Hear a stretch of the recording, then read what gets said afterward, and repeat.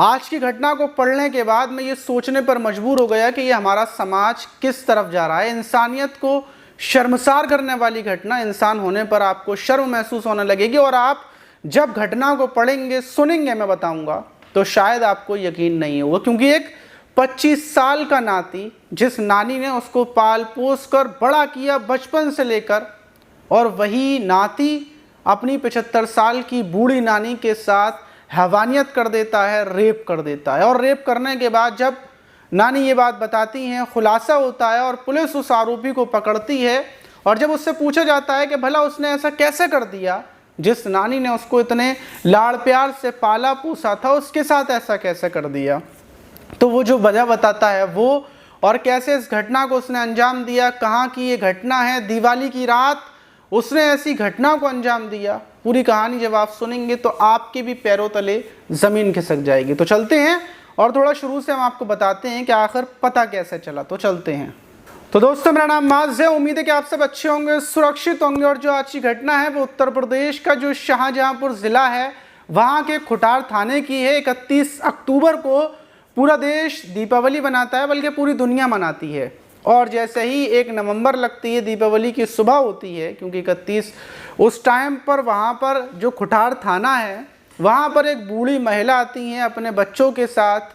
और बूढ़ी महिला को थाने के जो कोतवाल साहब थे उनके रूम में लेकर पहुँचते हैं। जो कोतवाल साहब अब बोलते हैं कि क्या हुआ आखिर कि बूढ़ी महिला को लाया गया है। वो चल नहीं पा रही थी, उनकी हालत बहुत ख़राब थी, वो रो रही थी सिसकियाँ भर भर कर।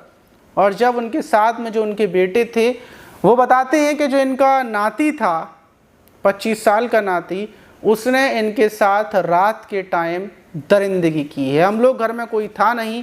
ये सुनने के बाद जो SHO साहब थे वो हैरान हो जाते हैं, उनके पैरों तले ज़मीन खिसक जाती है।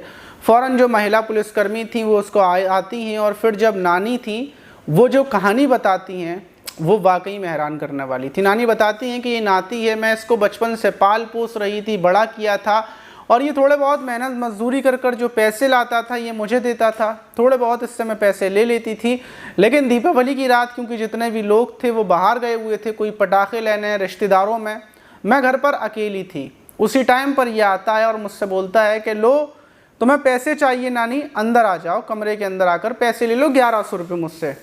मैं बाहर लेटी हुई थी। फिर उसके बाद मैं कमरे में जाती हूँ और वहीं पर ये पैसे दिखाकर मुझे ज़बरदस्ती गिरा लेता है। मैं चीखती हूँ, चिल्लाती हूँ। मेरी यकीन नहीं हो रहा था कि जिस नाती को मैंने पाल पोस कर बड़ा किया है वही मेरे साथ हैवानियत करने पर उतरा हुआ है। और ये चाकू निकाल कर मेरी गर्दन पर रख देता है और फिर मेरे साथ वहीं पर रेप करता है। मैं रोती हूँ, बिलखती हूँ और फिर मैं सहम कर वहीं पर बैठ जाती हूँ। ये भाग जाता है।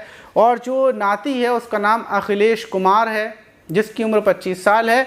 और फिर मेरे जब बेटे आते हैं, इनको जब मैं बताती हूँ, क्योंकि मेरे खून बेहद तेज़ी से बह रहा था, तो फिर सुबह के टाइम पर हम थाने आते हैं, क्योंकि रात का टाइम हो चुका था। रात के टाइम कैसे आते, पूरा देश, आप सब लोग दीपावली मना रहे थे।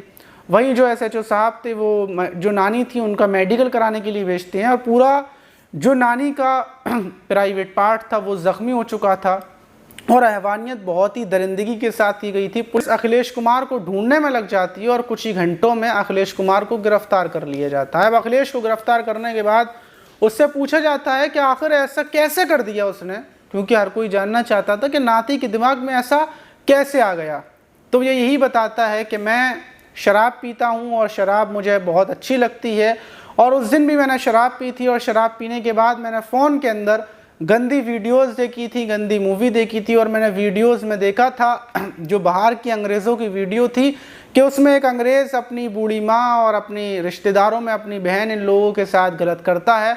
और ऐसी वीडियो देखने का मुझे शौक़ था, बहुत टाइम से मैं ऐसी वीडियोस देखता रहा था। और मेरा दिमाग उस दिन कैसा हो गया डाइवर्ट, मुझे नहीं पता। मैं बस घर पर आया और मेरा दिमाग काम नहीं करा। मैंने अपनी नानी के साथ ये सब कुछ कर दिया।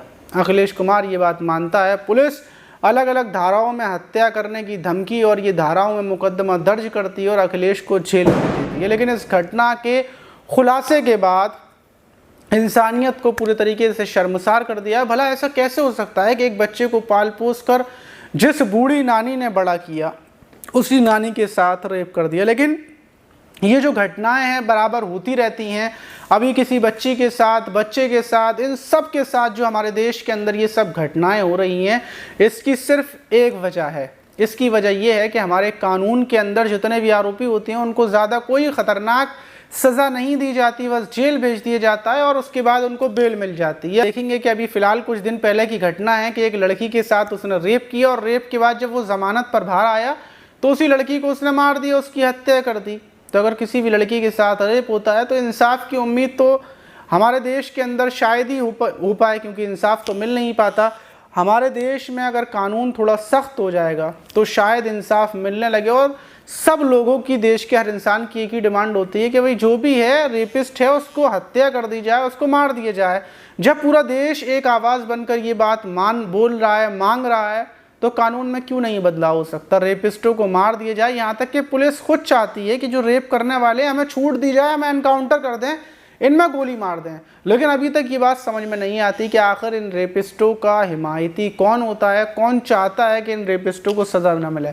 आप इस घटना पर क्या बोलना चाहेंगे और मेरी बात से सहमत है या नहीं, कमेंट बॉक्स में ये भी बताइएगा। मिलते हैं किसी और वीडियो में, जब तक के लिए अपना ख्याल रखें।